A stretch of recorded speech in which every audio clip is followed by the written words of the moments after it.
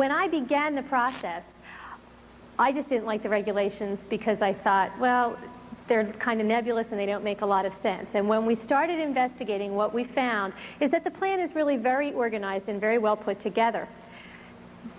The plan is to move education away from what we have right now, which is traditional education. That's, you have so many Carnegie units, you had 4 classes of math and 4 classes of English and so many classes of history to graduate, to what is called outcome-based education.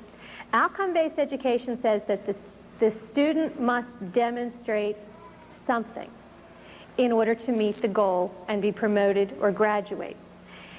In the traditional system, said this is an A, this is a B, this is a C, this is a D, this is an E, and you fit wherever you fit. Now, you had so much time in order to do that, so you had 180 days, and then the achievement went up or down according to that. In outcome-based education, the theory is everybody gets an A, or everybody gets a B, and however long it takes you to get there is okay. If you can get there in 3 days, then you graduate in 3 days. If it takes you 10 years, then you graduate in 10 years. Everything rides on the goals and on meeting the goals. So instead of saying the schools will teach, the theory now is the student will demonstrate. And so it's a major shift in the way we look at education. In order to understand that, I want you to think of a telephone salesman. Have you ever gotten a telephone call from a telephone salesman? Pick up the phone and the salesman says, hi, he asks you 3 or 4 questions. I'm selling purple shoes tonight, so I want to know, are you a shoe owner? And you say yes or no, and I say, do you like the color purple? And you say yes or no. Do you buy your own shoes, or does your husband buy your shoes, or your wife buy your shoes, or your children buy your shoes, or does some other person buy your shoes for you? And you say yes or no. That's my pre-test. I have just established the baseline data. Now I know where you are, so I can begin teaching you about why you need purple shoes. That's the pre-test. Now that I've established that, I'm going to do my sales pitch, and I'm going to give you 10 reasons why you really, really need purple shoes, and you can't live without them and you want them. That's the curriculum. I have taught you something. I'm done now. Would you like to put that, Mrs. Smith, on your Visa or on your MasterCard? That's the post-test. I am assessing you to see if you have met my goal or not. My goal is that you're going to buy my shoes. You say, put it on my Visa. You have met the goal. I'm going to say thank you very much, and you may graduate from this conversation, and I'm going to hang up. You say, no, you have not met the goal. I am going to say, well, why not? What is your objection? And you're going to tell me, and I am going to remediate you. I'm going to put you through another sales pitch to make you want my purple shoes. That's remediation. You're going to walk that loop with me one more time, and at the end of the remediation, I'm going to say, should I put this on your Visa or your MasterCard? I'm testing you again. That's a reassessment. If you say, yes, you have met the goal, you may graduate from the conversation, and I'm going to hang up. If you say, no, I'm going to say, what is your objection? And I'm going to remediate you again and test you again. Now, if you would stay on the phone indefinitely, I would keep making you walk that remediation loop until you finally said, yes, you're going to buy my shoes, until you meet the goal. However, in a telephone sales call, you can say, excuse me, I've been remediated enough, I'm never meeting your goal, and you can hang up the phone. A child in a classroom cannot hang up the phone. They are going to be remediated again and again and again and again until they meet the goal. That's outcome-based education. Everything rests on the goals. That's the ladder that everything rests on. So when I started getting involved way back in the fall, I looked at the goals because that's what everything rests on. I thought I'd find geography, history, spelling, reading. I found adaptability to change, ethical judgment, self-esteem, family living, proper environmental attitudes, understanding and appreciating others. And I went and met with Mr. Fear, who's the executive director of the State Board of Education in Pennsylvania, and I said, where did you get these? And with every goal, there was a list of exit outcomes. That's the specific behaviors that the child has to demonstrate in order to prove that they met the goal. The child just can't say, I met the goal, I understand others, isn't that great? The child has a list of behaviors that they have to demonstrate in order to prove that they met the goal. So I said to Mr. Fear, well, where'd you get the goals? And where did you get these exit outcomes? Where did they come from? And he said, oh, we had committees meet all over the state. And we brought together teachers and parents and other groups, and we got together and had consensus forming, and we reevaluated them and redid them, and they came up with over 500 student learning outcomes. And I said, well, okay, what did they base it on? He said, oh, nothing. We developed these specifically for Pennsylvania. I said, well, you mean when they went in and sat down, the table was empty? Oh, no, no. I said, well, what was on the table? Connecticut's goals. Oh, okay. So I wrote to Connecticut and said to Connecticut, would you please send me your goals? And Connecticut did send me their goals. And I sat down, and Connecticut's goals and Pennsylvania's goals were the same goals. Word for word, the same goals. Since then, we've gotten the goals from 26 different states. And this just gives you a little overview of what some of those exit outcomes are and how close they were. All students understand and appreciate their worth as unique and capable individuals and exhibit self-esteem. That's Pennsylvania's. Connecticut. Each student should be able to appreciate his or her worth as a unique and capable individual and exhibit self-esteem. Does that sound familiar? You can take all the student learning outcomes and match them up. It doesn't matter what state you're in. It doesn't matter whose outcomes you're looking at. If you strip the names of the states, you can't tell whose are whose. Now, the other states, they passed their goals and their exit outcomes on the first go-around. Pennsylvania, because of the involvement of parents like you and me and other ones across the state, have been forced to rewrite their student learning outcomes 7 times now. Some of these are from the first set that was first published in September. They published another set on March the 11th. That set included student learning outcomes that said that our children would exhibit the proper attitudes to live in the American constitutional democracy. We don't have a constitutional democracy. We have a democratic republic. The State Board of Education got the form of government wrong. So I went on the radio in Harrisburg and said the State Board of Education doesn't know what their government is, much less what attitudes you need to live in it. So they rewrote those learning outcomes on March the 12th. That set lasted 24 hours. They're in their 7th rewrite now of student learning outcomes, and really, they haven't changed a bit. They've combined some, they've rearranged some, they've reorganized some, but the exit outcomes are still the same. Now, when you move to outcome-based education, there's a couple questions that you always have to ask. Because every child must demonstrate the goal, that means that, first of all, someone has to set a standard for what is mastery of this goal. How good is good enough? How much self-esteem is enough self-esteem? How much adaptability to change is too much adaptability to change? So first we have to set a standard. Second, I have to test you in some way. I have to do an assessment to find out if you met my standard. Third, I have to remediate you. If you don't meet the standard, I have to bring in a curriculum or an activity or a program that will in some way change your behavior to make you meet my standard. Now, when you look at Pennsylvania's goals, we asked, what standards do you set? How do you test? How do you remediate? The state's response was, well, we're not real sure about that. So we went looking to see, well, what are you doing right now? Well, right now, Pennsylvania gives a test, and has since the 1960s. It was called the Educational Quality Assessment, or the EQA. It was given all the way up until 1989 when it was finally pulled. Each district took the EQA. It was given in grades 5, 8, and 11. Districts were required to write their long-range plan from the results of the EQA test, the Educational Quality Assessment test. In that plan, each district had to say how they were going to change their curriculum in order to make the children do better on that assessment the next time. Now, if you think about it, that makes sense. You know, if you give the same test in every district, and I give it in your district and your district and your district, and you were first and you were second, but I'm sorry, you were last, what are you going to do? You're going to change your curriculum so you're not last anymore, because that's embarrassing. So the EQA was the basis for curriculum planning for all the districts in the state. And it was a mandatory test. The districts had to take it because they had to base their long-range plan on it in order to get their state money. What did the EQA test? The EQA tested first the 10, then the 12 quality goals of education. When we looked at the EQA, parents thought it was testing reading, writing, self-esteem, citizenship. It tested locus of control, whether you are an internally motivated person or an externally motivated person, whether you stand up against a crowd or whether you go with the flow. And they scored it.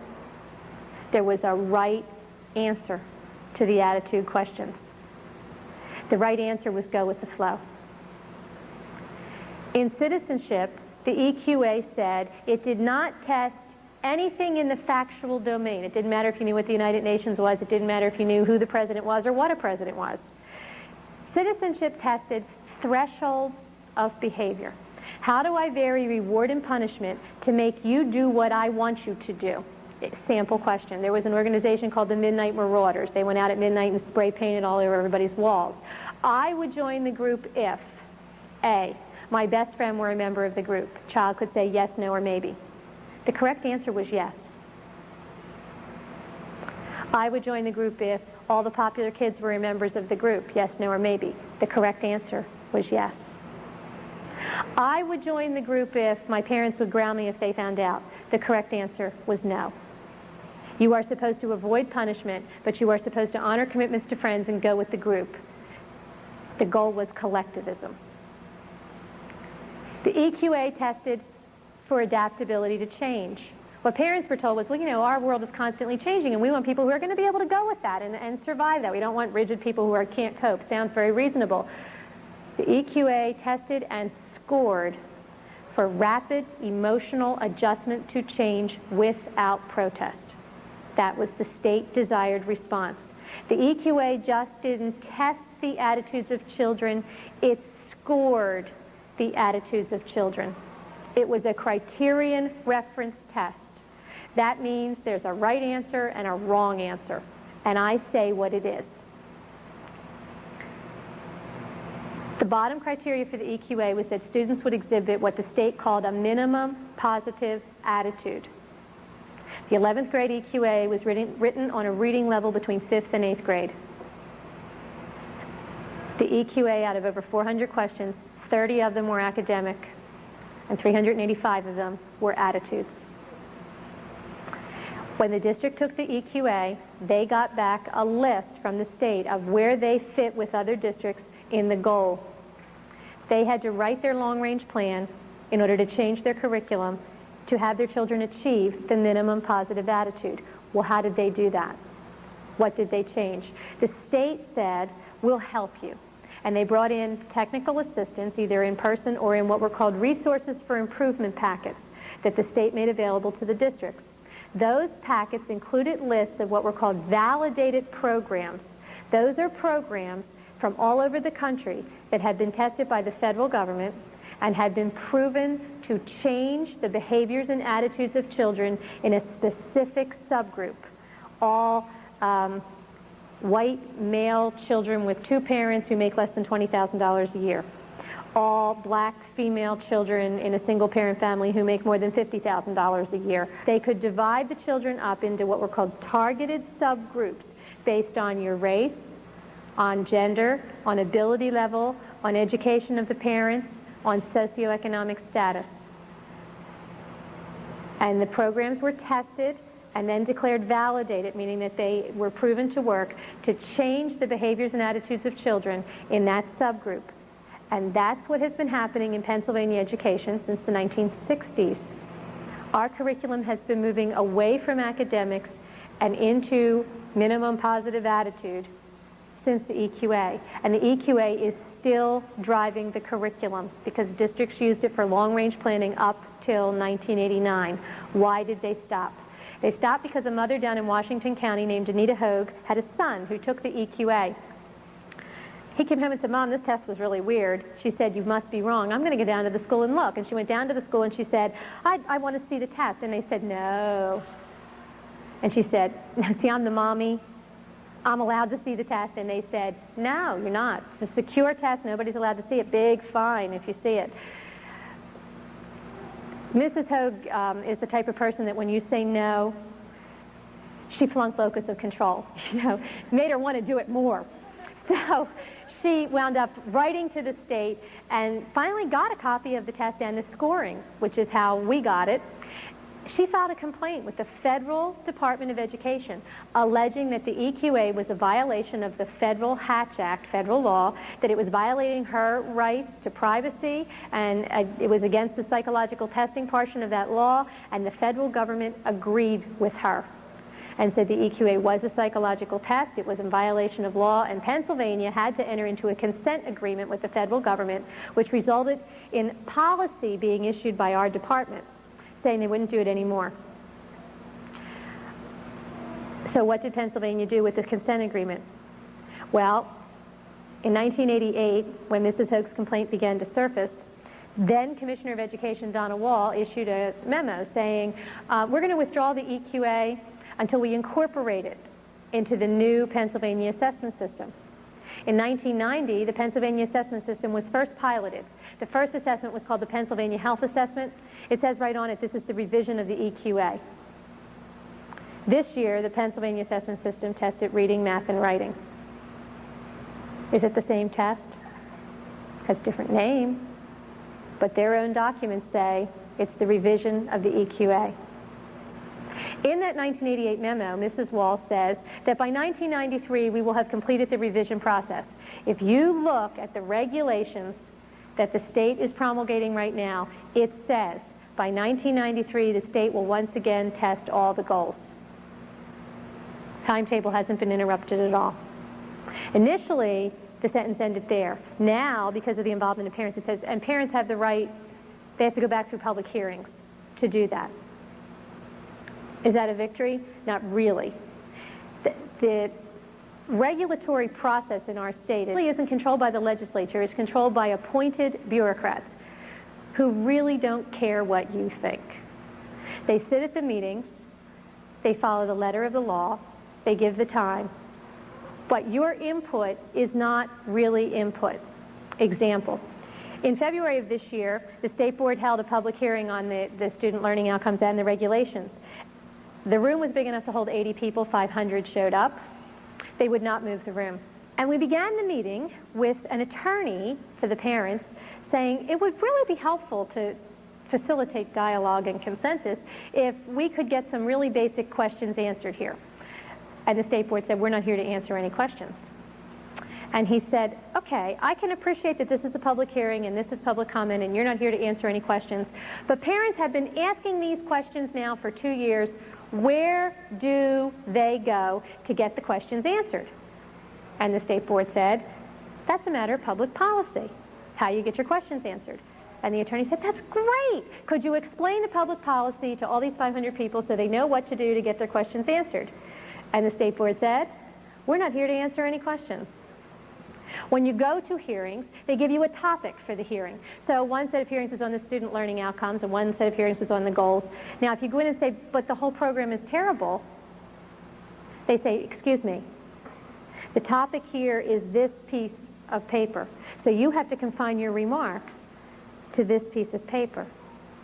So what happens? Well, in one of the goals, the original was that the personal, family, and community living, that the students will acquire and use the proper attitudes and behaviors necessary for successful personal, family, and community living. I testified in front of the Senate Education Committee and said, what is a successful family? Two people cannot agree. How are you going to measure the attitudes necessary for it?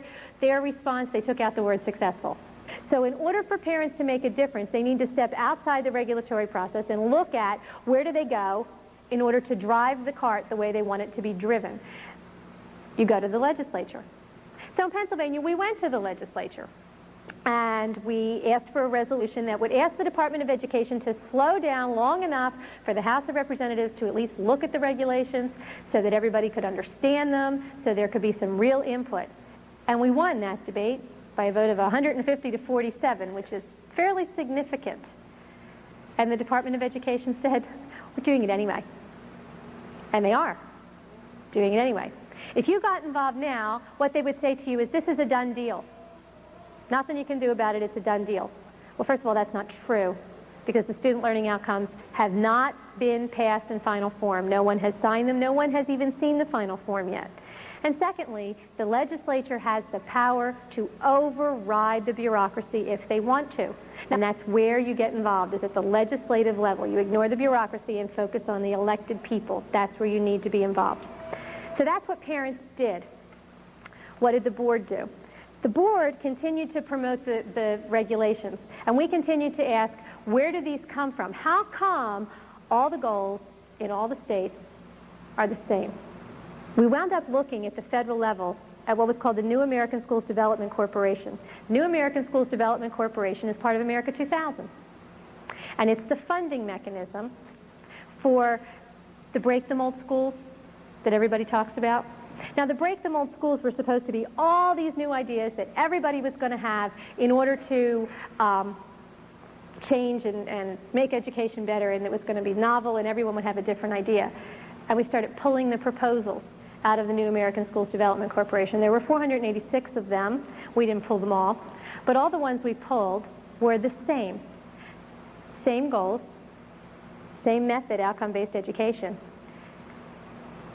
same mechanism for working it. Outcome-based education has some flaws to it.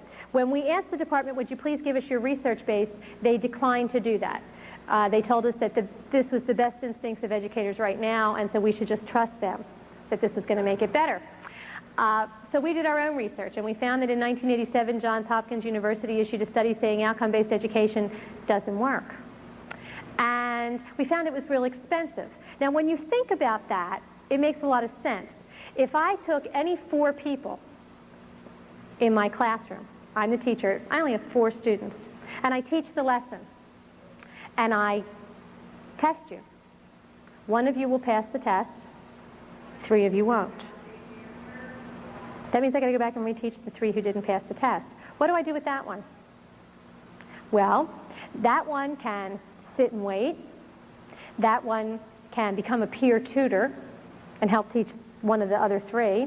Or I have to bring in a second teacher to teach the child who passed the test the first time. Who pays for that second teacher?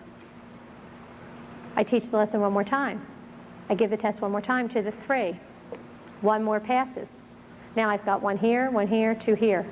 Do I need 2 more teachers? Do I have 2 peer tutors? Do they sit and wait? Peer tutoring, I have 5 children. I did not send them to school to be the teacher. I sent them to school to be the student. If they're teaching someone else something they already know, they're not learning something new, are they? They're stuck. So outcome-based education takes the top off of achievement. In Pittsburgh the other night we had a town meeting, and it was more of a debate setting, and one of the presenters for those promoting the idea was a professor from the University of Pittsburgh, and he said the only people objecting to this are people who have good students in their families. That's a very telling statement, because it brings the achievement down. Now, I thought, gee, surely the people promoting this know that this isn't such a good idea. What are they going to do with all of these kids that eventually I'm going to have 30 children in 30 different places? Obviously, I can't have 30 teachers in this classroom. So there must be a plan. When we started pulling the grants out of the New American Schools Development Corporation, we found out that there was indeed a plan. It's called computer-assisted instruction. Each child is tied into a computer, and the computer will serve up the learning nugget that the child must master in order to show that they've met the goal and can keep on going. Well, if you're tied into a computer, who programs the computer? And how do we know that the computer's serving up the right learning nugget? When we pulled one of the grants, it was called from the Center for New West Learning. Here's the learner. The query is the question, goes into the computer. The computer accesses, in order to come up with the individualized lesson plan, the computer accesses biographical data and learning styles, student information module. I didn't know what that was. So I decided I should look, because what is this computer accessing on my child to serve up the learning nugget? What is a learning style? What is the biographical data? Where did it go? Where did it come from? And who has access to it? And what we found out was that, in fact, the state is compiling data banks at a micro-record level. That means that it's available on an individual child. And the state is not doing that by itself. The data banks are being mandated by the federal government through something called the National Center for Education Statistics Common Core of Data. This is the Federal Data Bank. There are 10 handbooks. This handbook is called Student Pupil Accounting. It was first printed in the 1960s. It was updated in the 1970s. This is the 1976 edition, which is the current edition.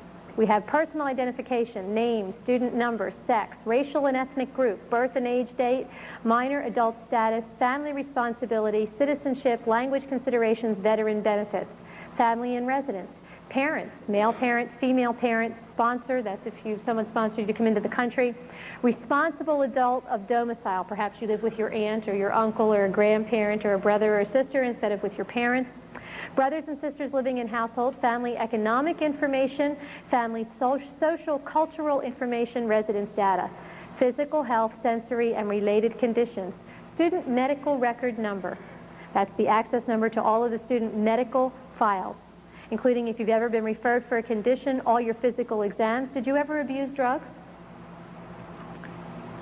Mental, psychological, and proficiency test results and related student characteristics. The federal government defines a psychological test as a test of the student's personal adjustment and their stand on controversial issues. Referrals for schoolwork for emotional reasons, your mental and psychological characteristics, your effective styles of learning. All enrollments in any school, all school performance, post-school performance, non-school performance, what you do that is not in school, transportation data, any special assistance, did you ever qualify for a state or a federal education program? Now, this is one of 10 handbooks. There was one on staff accounting, there's one on property accounting, and what we found in the property accounting handbook was that it included a little graph that shows, this is the graph, that shows how all the data is linked. The data on the child can be linked to the data on the teacher, can be linked to data on the curriculum at an individual level so that everything can be tracked. So I know that if Johnny from this kind of a background is in Mrs. Smith's class who has that kind of a background with textbook B, this is how Johnny's going to do. If I want to change Johnny's behavior, I can change his teacher, his textbook, or try to change something in his background. All the data is linked. This was the Property Accounting Handbook. Now, when we first started looking at this, we asked the state and then the federal government, were these used? And they said, oh, no, these were never used. This was just a proposal that we spent all this money printing, and it was never used. It was never part of anything. One federal official told us this has nothing to do with nothing. In the meantime, a parent in Pennsylvania had a child in a guidance program, and the guidance program included an activity on decision making, and the activity was a paper that the little girl who was in 7th grade had to fill out, and the paper was like a final exam, and if she didn't do it, she didn't pass the course, and the paper said, every family has some people who crave attention. Who in your family is the loudmouth? Every family has some people who are very competent. Who in your family meets that characteristic? Which would you rather be like? Why? The mom wasn't real happy with this particular curriculum thing, and so she objected. And she went to the school and she said, my daughter's not doing this. She's opting out of this activity and your class. And the school said, you can't do that because it's a mandated class, it's mandated by the state. And she said, oh, really? So she went to the state and she said, I'm opting out. This is against my principles, I don't agree with this, I don't like this, I'm opting my child out. And the state said, you can't opt out. It's mandated by the federal government through something called the Drug-Free Schools and Communities Act. You remember the Drug-Free Schools? We all thought that it was stopping drugs. This is the Drug-Free Schools and Communities Act. These are the 1992 guidelines from the Pennsylvania Department of Education. They're the same in every state. The Drug-Free Schools and Communities Act mandates what programming had to be brought in by the local school district in order to meet the state regulations which came from ultimately the federal government. It mandated that guidance services had to be provided. It mandated that psychological services had to be provided, that decision-making had to be provided, that self-esteem had to be provided. These were all mandated services. And when we look through the book, it gave us a whole list of what were called budget accounting, little codes with little numbers, talking about each of the services that had to be provided. So we went hunting for these numbers to see where did they come from. We found them in the National Center for Education Statistics Staff Accounting Handbook that was published in 1974. And they matched. Here are some of the Pennsylvania guidelines from the 1992 book, budget number 2143, Psychological Counseling Services. Federal government book, 1974, number 2143, Psychological Counseling Services. Language is identical. 2144, Psychotherapy Services. 2144, Psychotherapy Services. The only difference is that the 1992 edition has more numbers in it than the 1974 edition because they've updated the data banks. So are they using the 1970 National Center numbers? Yeah, they are. They are. Are they tracking our children? Yes, they are. The tracking now is in something called the Express. This is the Express. It's called the Exchange of Permanent Records Electronically for Students in Schools. This is the information that they compile on the children. This says that any education agency, local, state, or national, can access the data without parental knowledge or consent or notification. The data includes family unit number, all the people in your house, has your child ever been involved with a social service agency, all medical records, includes all performance, includes if they've ever had a behavioral problem, a discipline problem, and gives the receiving agency the name of a contact person and a phone number so they can call back to get more information that is not included in the data bank without parental knowledge or consent. It says that if it goes to a non-school agency, there has to be knowledge and consent. However, if it's going to an employer and the employer says, if you don't sign this, you don't get the job, how many people are going to withhold consent? This is the 1992 Express. Why? Well, if we go back to the New West Learning Center, we go back to the learning styles and the biographical data, and then think about the goals. Ethical judgment, adaptability to change, self-esteem, family living, understanding others, proper environmental attitudes, citizenship, which, remember, the EQA, not factual knowledge, proper role for citizenship. The computer needs to be able to access where your child came from so they know what your child thinks, what your child believes, and how your child learns. That's your learning style. What's the best way to change the behavior? What's the best way to attack the attitude? And serves it back up to the child. Do you see parents on this graph? I don't either. What is the difference between what we had before and what the new regulations are? Before, with the EQA, the state had control down to the district level and could control curriculum planning, which was aimed at targeted subgroups of children. But we had children who did not conform. They said, no, I won't. Outcome-based education does not say the school will teach. It says the student must demonstrate.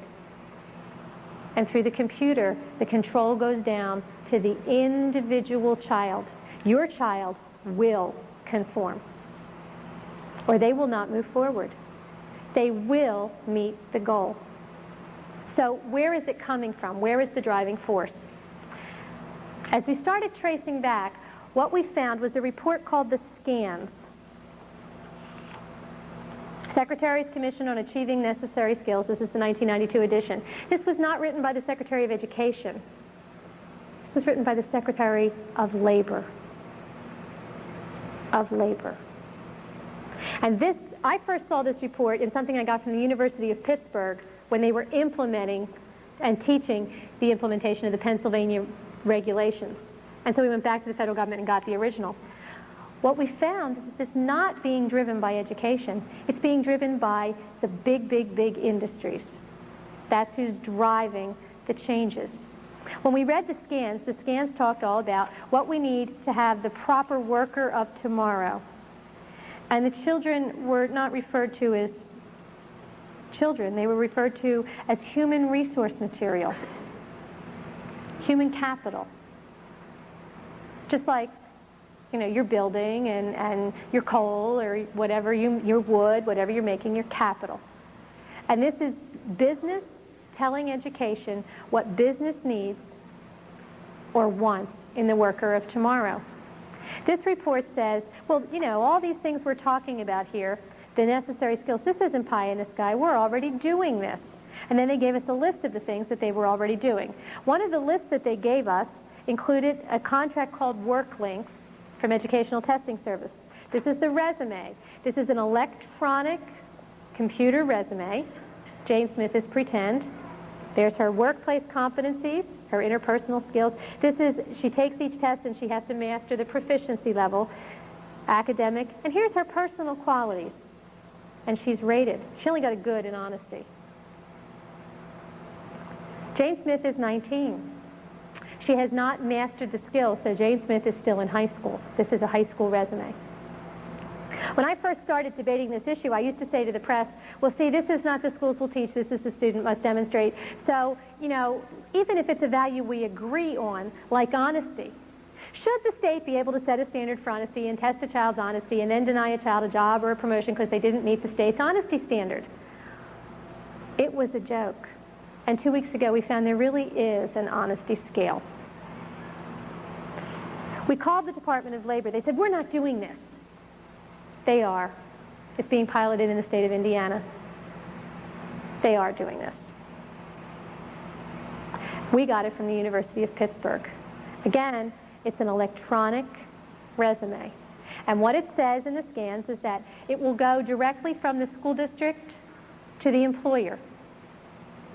Now, is a lot of this information probably included in your resume now? Yeah, you have personal things from your resume now. But now, you have the right to say, I'm going to use you as a reference because you like me. But I'm not going to use you because you don't like me. And so I'm not using you. We had a bad experience, or I was a real pain in your class or in your workshop, and so I'm not going to use that person as a resume. We have the right to help shape who sends us on our way. Under this system, it goes directly from the school to the employer. Now, we don't know who rated, on what scale, what it's based on. How come Jane only got a good in her honesty scale? And how come she got an excellent on her self-esteem? What happens in the classroom to the child? What kinds of activities is my child going to be subjected to on a regular basis? You hear a lot of talk about values clarification, and there's a lot of controversy about it, but people don't always understand what's wrong with it. You know, those promoting it say, well, we're just trying to help our children to understand their values. I want you to think of your mind as a computer. You've all heard the lifeboat story, right? You know, there's 10 people in the lifeboat only holds 9. Who are we going to throw out of the lifeboat? And if I told you that story, all of your minds would start thinking, who am I going to throw out of the lifeboat? The first time I heard the lifeboat story, I was a grad student. My degree's in special ed, so I'm a ringer. And I said to the prof, well, we're not throwing anybody out of the lifeboat. We'll throw a rope out of the back of the lifeboat, and somebody swims in a 1-hour shift. There's only ever 9 people in the boat, and everybody only swims 3 hours a day, an hour at a time. He said, there's sharks in the water. I said, there's a shark bag in the boat. And the conversation ended. But I was a ringer, because I knew that he had controlled the universe. He said, who are you going to throw out of your lifeboat? So all of your minds, because that's how all of our minds work, there's the box and there's where we go. Who are you going to throw out of the lifeboat? If I had said to you, come up with a solution to save everybody, you would have thrown a rope out the back of the boat. You would have turned the boat upside down in the water because it's more buoyant, put the baby on the top of the boat, everybody cling to the boat, no problem. Everybody take off all their clothes, because at this point nudity is a little not real important when we're saving a life. Throw out everything not necessary in the boat. We bail for so many hours. I've heard hundreds of suggestions. If I had said to you, save everybody in the boat, But I didn't say that. I said, who are you going to throw out of the lifeboat? And so your mind went right over here. Just like a salesman says, do you want it on your Visa or your MasterCard? He gave you a choice, didn't he? Is no one of the choices? Never. And everybody I know, including me, has bought at least one thing I didn't want because I answered the question and was 3 minutes further in the conversation before I realized, I really did want to say no. But now I'm too embarrassed to go back and say no because I don't want him to think that I'm a schmuck. And we all do that. It's the same technique that salesmen use all the time. Would you like a red car or a blue car? Do you want that in 10 days or 30 days? You always get a choice, but I control the universe of choices. That's how various clarification works. If I control the universe of choices, I can mold someone's behavior. And they always think that they thought it up by themselves because they didn't realize that I controlled the box. That's why values clarification is wrong. Because it makes the child think that they made up their own mind when they really didn't, because I gave them some very concrete guidelines inside of which they had to make up their mind. And it's a very valid way of changing a behavior. This is called the Bettendorf survey. We found it in Iowa. It was used this year. Why is Iowa important? Remember, all the goals in all the states are the same. And we have validated programs that are the same over the whole country. This is the Bettendorf survey. It goes with understanding and appreciating others. Are you male or female? What year are you? This was given to high school students. Do you regard yourself as a bigot? Do you think homosexuality is a problem society must deal with as strictly as possible? Do you think people are born homosexual, or do you think they choose to be homosexual? Do you think the United States was stolen from Native Americans, or do you think it was rightfully colonized by Europeans? Then we have the nationality and religion list. Which of the above do you think is responsible for the decline of the United States economy? Which of the above do you think is more susceptible to alcoholism? Which of the above do you think is the most likely to raise a large family, 8 or more children? Which of the above are you most likely to assume does not speak fluent English? Which of the above do you think is the most likely to have an income of over $50,000? Which of the above do you think would be most likely to eliminate an entire race? Who has most influenced the way you feel about other races? With whose influence have you most strongly disagreed? If you could eliminate an entire race, would you? Which one? The New American Schools Development Corporation met. I told you there were 486 grants given to them. On July 9th, they gave a list of the places that got the money, and they gave out 11 grants. Now, I've been telling you that the grants are the same, and I've been telling you that this is talking about who owns the children, and that, in this case, business and the state think they do, and we need to start saying we do. What kind of programs got the money? This is the Connect School, a design for 21st century schools, Massachusetts. It's for K through 12 inner city children. The curriculum will be radically transformed. Portfolios, products, and performance assessment techniques will focus not just on subject matter, but on their abilities, dispositions, and attitudes critical for life and work. This one is in Minnesota. It's called the Community Learning Centers of Minnesota. Social service agencies will offer needed services on site at the school, integrating services with education. Teachers will retain their school charter only so long as state learning goals are met. Many times as I've traveled and talked to people about what's happening in Pennsylvania education and why parents need to get involved, I get told, well, you see, it doesn't matter to me because my children don't go to the public school. My children are in parochial school, they're in Christian school, they're in private school, I homeschool. Simultaneously with the new regulation changes, teacher certification is changing.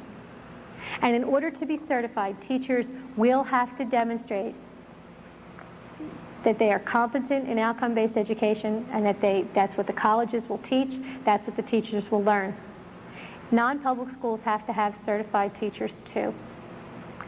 Accreditation is rolling over away from traditional accreditation into outcome accreditation. Non-public schools get accredited because it does better for you if you're going to college if you graduated from an accredited high school. In outcome accreditation, in order to get it, you must give the accrediting board 5 goals, 3 academic, 2 attitudinal, and you must demonstrate to them that you have tracked the change in behavior or attitude in the individual student over time.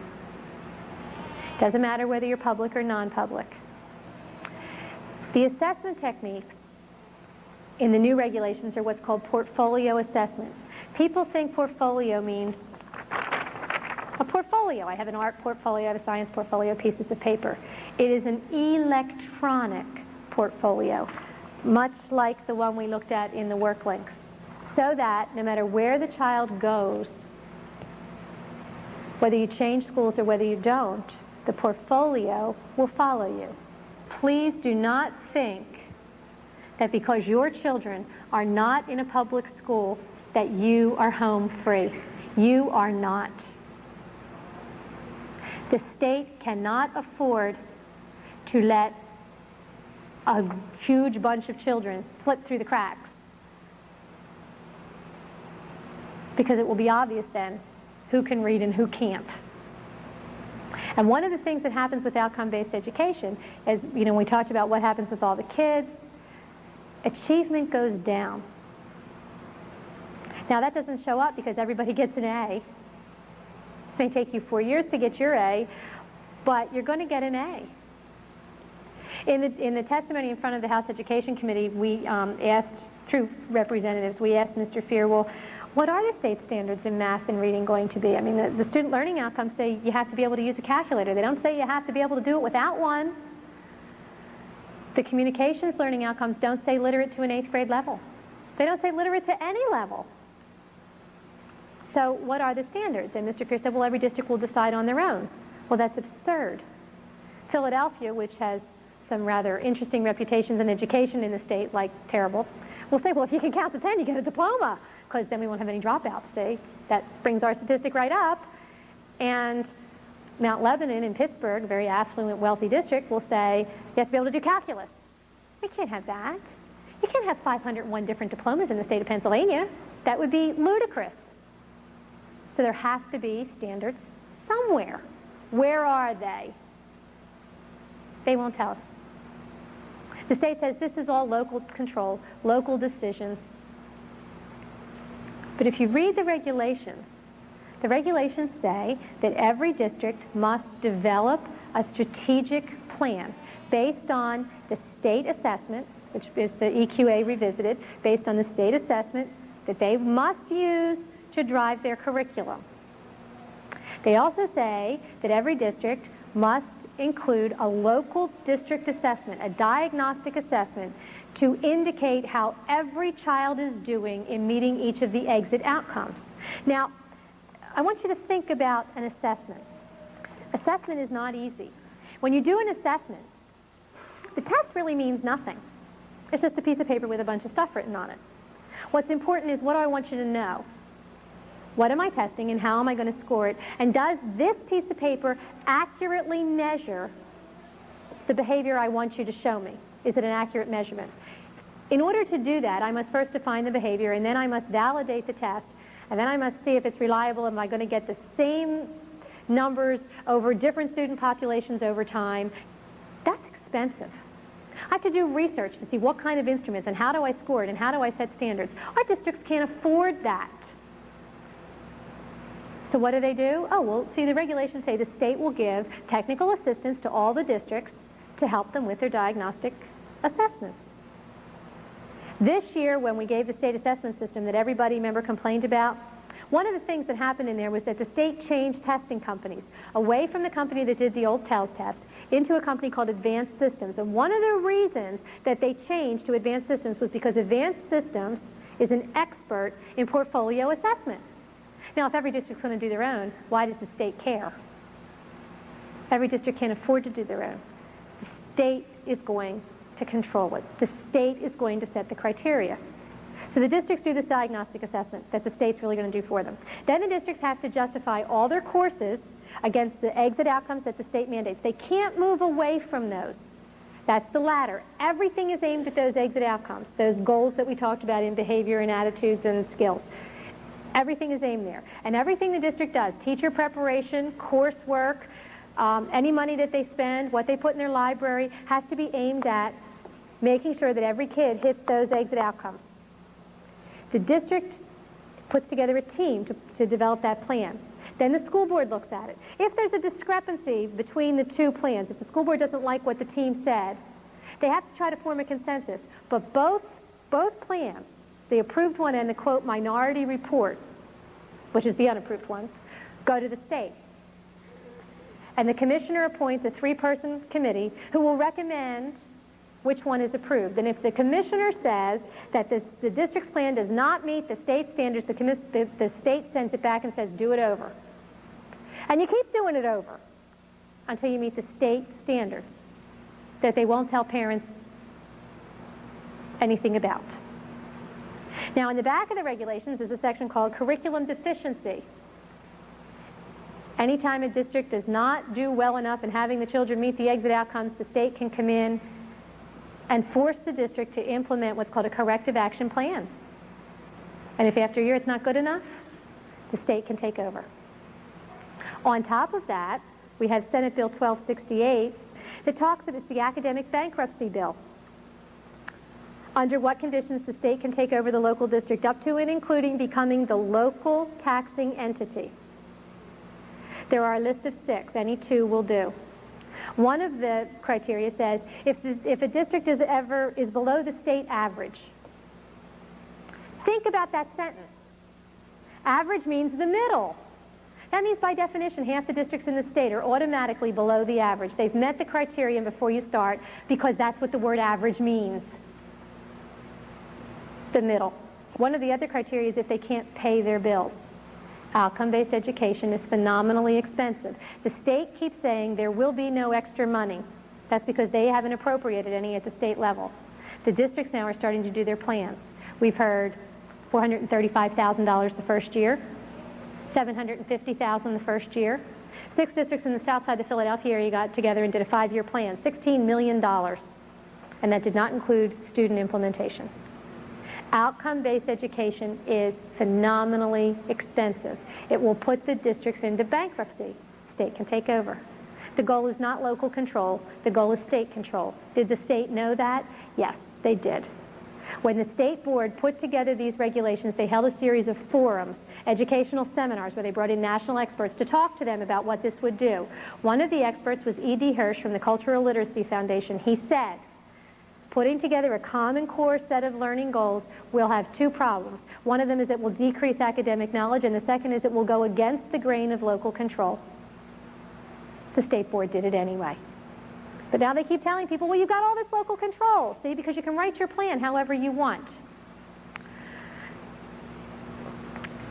Let's pretend that I come to your backyard and I park a Cessna airplane in your backyard. And I say to you, okay, you can write whatever plan you want, as long as, when you're finished, you have a Cessna airplane. And when you're all done, will your plan look like my plan? Yeah, or you won't have a Cessna airplane, will you? No. So what the state is saying is, here's the exit outcomes, here's the Cessna airplane. You can write whatever plan you want, as long as it looks like this when you're done. There's really only one plan. There's really only one set of standards. There's really only one set of goals. And all the districts are going to look the same, or the state has this very big hammer called academic bankruptcy that can take whatever's left of local control away from the parents. Remember the drug-free schools?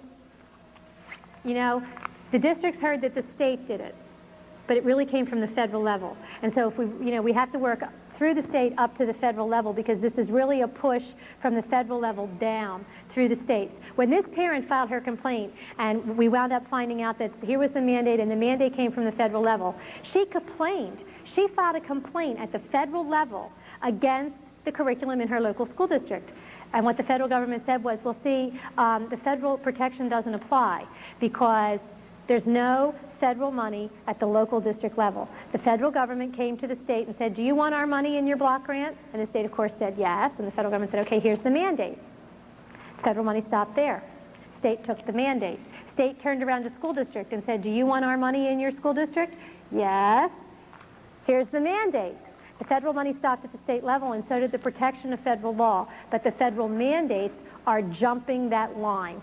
And so what we have affecting local district policy in many areas is really a federal mandate and not a state mandate. It's a civil rights issue. You know, I had a reporter say to me, well, you're just mad because, you know, you don't want Marla Thomas talking to your kids. And I said, you know, this system gives whoever is in control of the state the opportunity to mold the character of the children to their values. Whether it's Mother Teresa or Adolf Hitler is immaterial. Neither Mother Teresa nor Adolf Hitler should have the right to mold every child in the state to their particular value system. That's the role of the families in the state. It doesn't matter whether you're liberal or conservative. It's a civil rights issue, you're right. Behavior modification is not liberal or conservative. It changes children to the state-desired response, and whoever controls the state controls the response. And one of the ways you do that is to start contacting school board members, to allow school board members to educate them on what's wrong, give them the gamblegrams, and encourage them to stand up as a district and tell the state no. We have districts that are actually considering suing the state. So if we could get more districts on that, it wouldn't cost any one district a phenomenal amount of money, and it would help back the state off. That's a good thing to do. Working with school board members is an important thing to do, and standing up for your rights in your own classroom with your own children is also an important thing to do. Yeah. If you lower the standards, the academic standards, then it's easier to get a higher graduate level, so your statistics get better.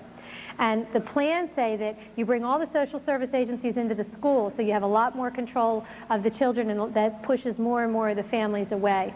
One of the things that Boyertown says, and that is shown up in all the plans, is how they're going to remediate. And the way that they're going to remediate is that the children who don't meet the goals will be the children who are declared special ed.